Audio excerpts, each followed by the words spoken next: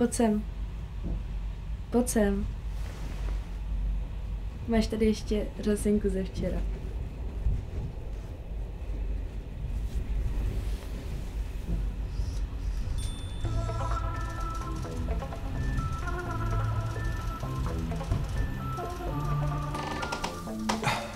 Jeden nebo dva pokoje? Mně to nevadí. Možná dva. Poslední dobou jak špatně spím. Nechci si promluvit o včerejšku? Mrzí mě, že se ti smáli.